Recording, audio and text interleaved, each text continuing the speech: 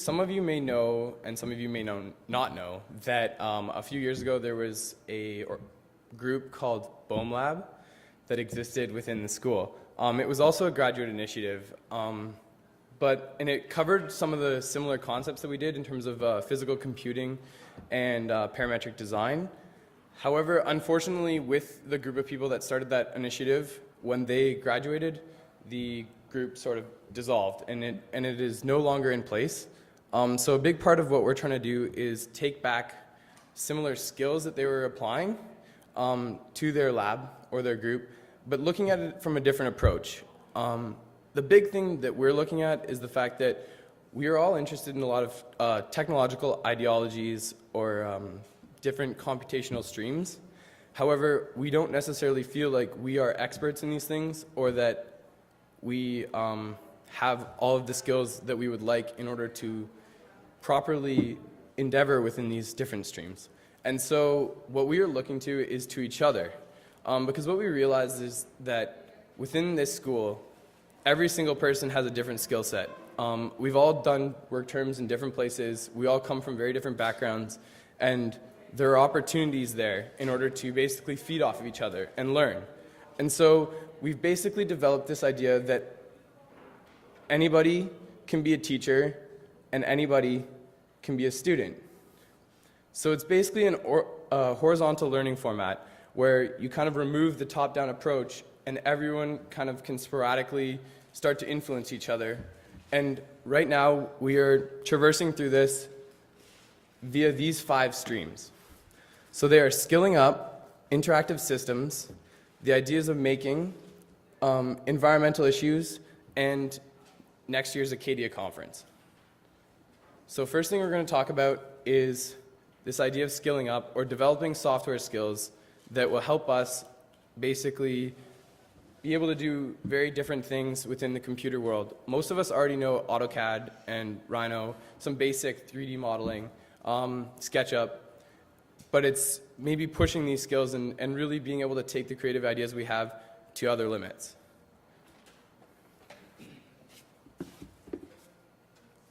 Hello.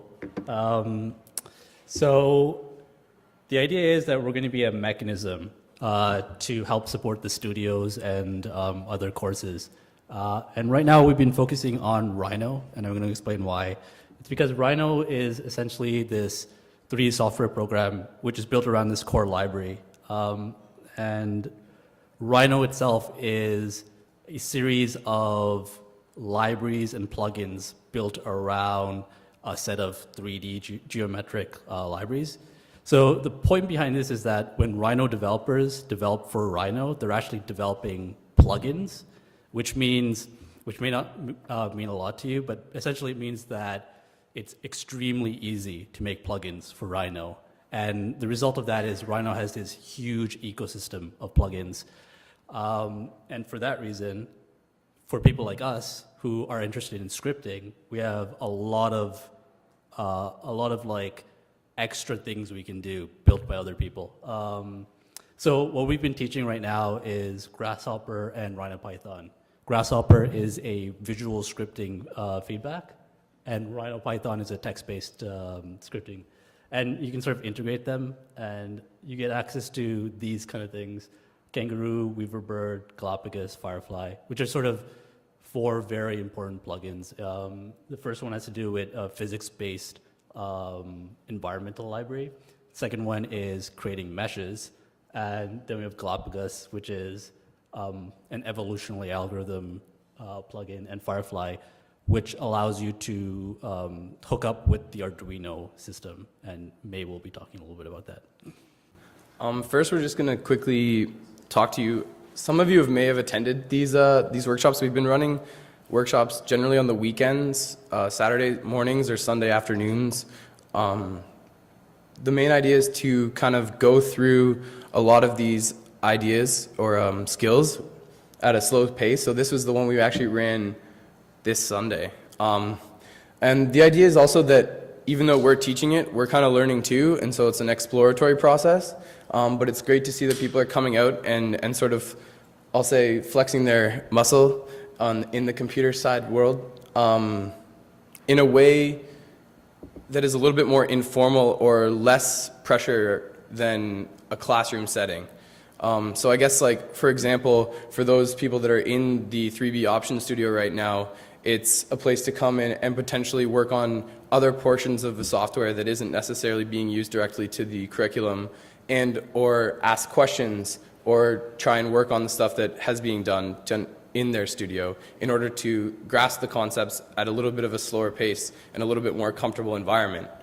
And once you know even just a little bit about these programs, this is another workshop that we ran, it helps just to like plant the seed, and then it's a great program, especially with the visual interface that Grasshopper has, to start just playing around and seeing where it takes you. It's a whole other world.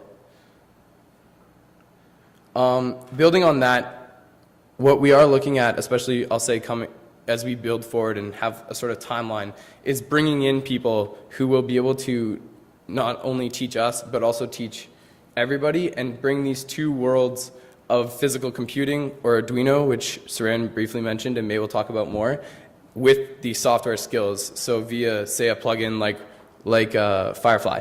So this is Skylar Tibbetts, who's one of the people we may be looking at bringing in.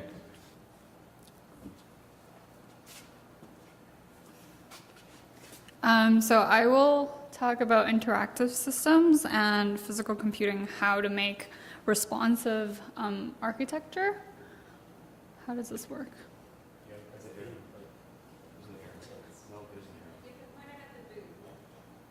Like this?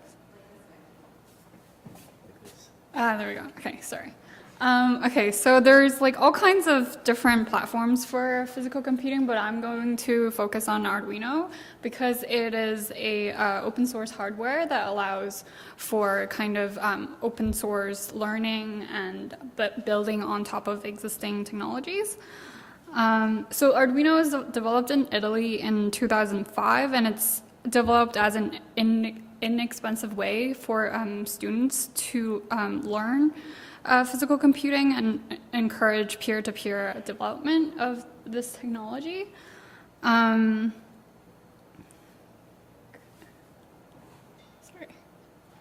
Don't know how to work this thing. Okay. So Arduino is made of, the most important component is the microcontroller. So that's an Arduino board, and you can hook that to the computer, and then you have a couple of inputs and outputs. Inputs and outputs that connects to the microcontroller, and then you could use this interface that is available for Macs, PCs, and Linux.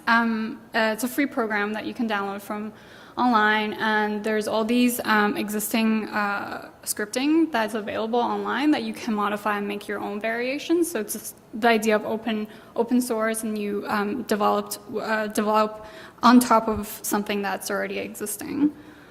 And the input, so there's two parts to the system, the inputs and outputs. So the inputs could either be a button, a dial, or a series of sensors, motion sensors, temperature, lights. There's even GPS sensors. And you feed that into the microcontroller, and your kind of scripting will tell the microcontroller to do what you want it to do. And then that generates an output. The most simple output would be blinking lights. You can tell the lights to blink in your desired patterns. Or it could be buzzers with lights, and you can kind of make the lights talk to each other. So this is a workshop that we did with Philip Beasley's studio. It's instructed by Brendan DeHart. He was the head of the robotics club in Waterloo for a while. So he gave us a pretty introductory workshop on how the basics would work, and we kind of used the existing scripting that was already included in the software to kind of build on top of that and make buzzers go off and lights to go on, and also we did this thing where you can connect two different Arduino boards together, and then it kind of creates this domino effect of the sequences. And so just to show you some other possibilities of what Arduino could do, This is a 4x4 cube of lights, and you could tell it to have different colors or different patterns, or you can have it to have like motion sensors and all that kind of stuff. I found this one on instructable.com. There's all these tutorials online that you can learn from and modify from. This is a pair of piano gloves. He's got buttons on the fingertips, and you can kind of play piano songs on the table. Kind of fun ways of playing with Arduino. And some architectural applications. This is a project done at the California College of Arts, and it was a workshop on biodynamic structures. And it's a series of pleats that are activated by this kind of substructure in the back, and they open up and closes according to light patterns. So if you shine light, they would like open up, and if there's no light, they closes. So it's possibly like a prototype for our future facade systems. And this is another one done in the AA in 2011, and it's a prototype of a canopy that responds to the person's height underneath. So if you put your hand under, it would like react to the height. That's the same thing. And then kind of draw the attention to what has happened to the school, or alumni who have worked with Arduinos and physical computing. This is a project done by Christine Liu and Alan Webb. Christine and Alan are alumni, and I think Christine is teaching as an adjunct this term, and they did this project for Come Up to My Room in 2011, and it's a series of balloons, 64 balloons that are that have red LED lights in them, and it's programmed to have the lights blink and pulse according to the DJ's music for the Come Up to My Room party. Let me see what else I'm missing. I think that's my last slide. So Henry's going to talk about making. So in terms of fabrication, in the curriculum, there's already, as you know, the chair project in 3B. This is from a couple of years ago. We've already had a couple of different projects being integrated into the curriculum. This is actually Zach Fish and Harry Way. And it's based on CNCing out the profile of the chairs and interlocking them together. And also, this is Nick Savage, where he used a topographic map to CNC on the underside of the stool onto a slab of walnut. And a master's thesis by Matthew Petty, this is one of the projects experimenting with steam. So he used steam as well as a laser and videotaped it, and then extracted certain stills from the movie onto, and used like programs such as Rhino and Grasshopper to loft the kind of still images, and then used a laser cutter to extract the profiles and then glued them all together to create this piece on the right. And then some more realized projects from firms. This is Shiguraban. This is Heasley Nine Bridges Golf Clubhouse in Korea, and there's a company, Design to Production, based in Switzerland, who generated a 3D model that was able to extract 15,000 lap joint details for the timber structure, as well as the 32 roof elements that were craned in on the upper right, and as well as the 3,500 prefab glulam segments. And then in other materials like steel, Barkau Liebinger, who is based in Germany, are using kind of common steel tubing and laser cutting different patterns and forms out of them. And in 3D printing, this is a firm called Softkill. They're doing mostly experimental work. This project is called Body Topologic, and just using kind of process of self-organization to experiment in 3D printing. And they're also looking at Proto House, which is at the exhibit at the AA, and it is exploring large-scale 3D printing at a 1:33 scale. It's using a computer algorithm that organizes the printed material kind of based on its stress levels. It's kind of an example of the Proto House. Yeah.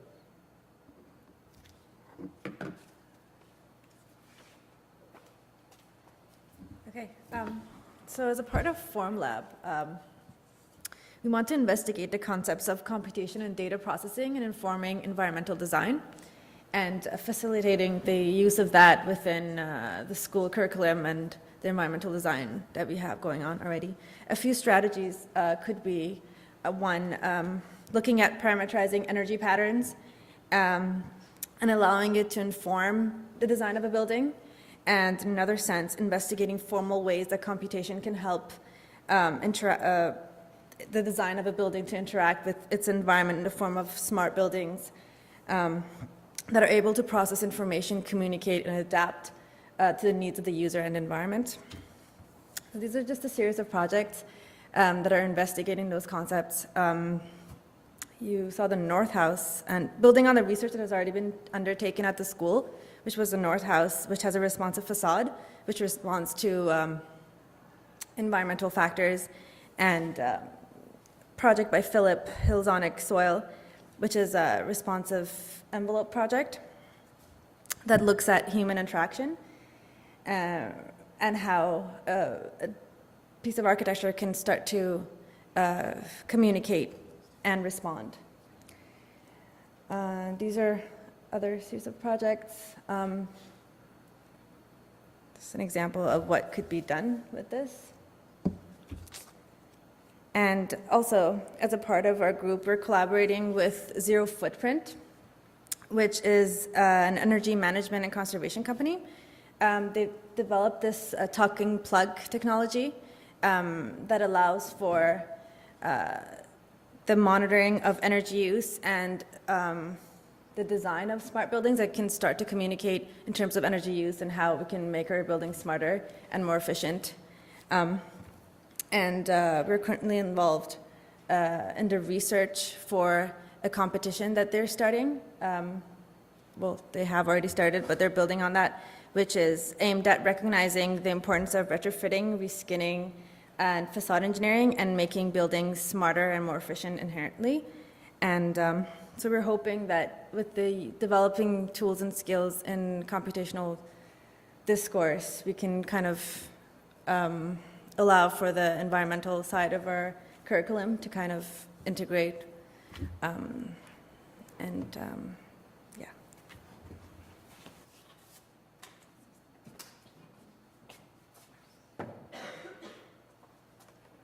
Okay, so I'm at the most risk of going over time. I have a lot of slides, so I'm going to edit while I go through this. So as Connor mentioned, Acadia is one of the streams of Formlab, and essentially, how many people here know what Acadia is? Raise of hands. Okay, so Acadia is an association of computer-aided design in architecture. It's essentially a community of digital designers and professionals who get together to critically facilitate computational research, whatever that means. So every year they have a conference where they have peer-reviewed papers and keynote speakers. So this year it was at San Francisco at the California Center of Architecture, and the director actually, this guy named Jason Johnson, is one of the guys who created the plugin for Firefly. So you get an idea of like, these are people that are extremely, like they're creating the tools that you're working with. So I went with Philip to this conference. I blogged it. So if you guys want to, I'll show you guys some projects. And if you guys want to like learn more, you can go to the blog, formlab.com. There's no O. Anyway, so So the conference theme was synthetic digital ecologies, and this is the college itself. So this is one of like this is Scholar Tibbetts, which we showed before. At Formlab, we all really love Scholar Tibbetts because his work is super cool. Essentially, what he does is he programs with matter. So we're talking about like scripting, like Rhino Python and like Grasshopper. This guy is doing that with physical geometries. His advisor, so he's an MIT professor, and when he was working on his thesis, his advisor was this guy who essentially looked at DNA strands and looked at the way that DNA is essentially composed of information and how proteins take these information bits and then create this protein strand that then is like nested into any 3D geometries. So Scholar takes that like biological analogy and creates architecture out of that. So here you can see this idea of like geometry can be an information bit, and you can like certain geometries are sort of attracted to each other, and if you add energy, it creates these sort of global forms. So that's what I sort of mean when I say he's programming with matter. And you can kind of see he's working with like NASA so that they can create like forms in space, like self-assembling forms in space. All right, so some of the older people here will remember Jeffrey Thune, Kathy Velikov. This is their project. It's like this folding origami kinetic surface. I'm gonna go through these pretty fast. Yeah, so they did a lot of research in order to create this canopy that responds to sound. Oh, this is super cool. This is Greg Lynn, who's like a very extremely controversial architect. He kind of, he sort of pioneered like the blob architecture movement, which everyone criticizes very heavily now. But he's also, he created this thing, which is a moving house. So the idea is that you can see the pivots at the bottom, and the house goes from this horizontal projection to like a vertical direction. And the idea is that all the insides sort of start to like swivel so that you always maintain this equilibrium. All right, so this project is getting skipped, but you can see like really nice fabrication details. All right, so Philip was one of the keynotes at Acadia this year.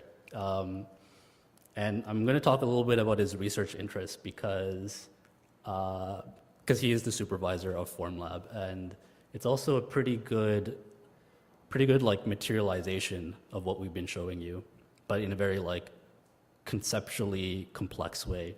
Actually, he has quite a lot of themes to his work, and I'm going to be like brutally reductive. So Phil sort of starts off with this idea of like, can architecture be alive? And the question is, if you're familiar even slightly with his work, you have these architecture that starts to behave like organisms and has these lifelike qualities. So the idea is these sort of biological analogies start to create form that is responsive, that has these moments of exchange, that tracks motion. And his argument is essentially the idea of formalizing it.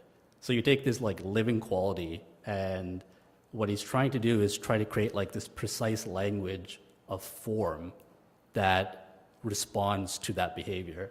So his criticism, the critique he's leveling is that this idea of these rigid platonic forms that we use in architecture. And what he's wondering about, these are a series of slides he showed, by the way, during the keynote. So what he's wondering about is that we're surrounded constantly by these like invisible processes, these sort of like thermodynamic forms, and we ourselves are these like convection loops that are like releasing chemicals and hormones and thermal imprints. And is it possible to like capture these invisible processes and like layer them? So with his projects, oops, did I skip something? All right, so I'm missing a slide. So the idea is that if you start to draw this extremely like reticulated surface, the idea is you're able to engage in your environment. This is an image by an engineer from Yale, Michelle Addington, and it sort of emphasizes this idea that we are constantly releasing these intangible processes into the environment. And so just, if we look at Philip's work after having that discussion, it's all about this idea of creating these reticulated environments, these highly engaged responsive architectures. Okay, so Philip is the co-chair of next year's Acadia, which is taking place at the school.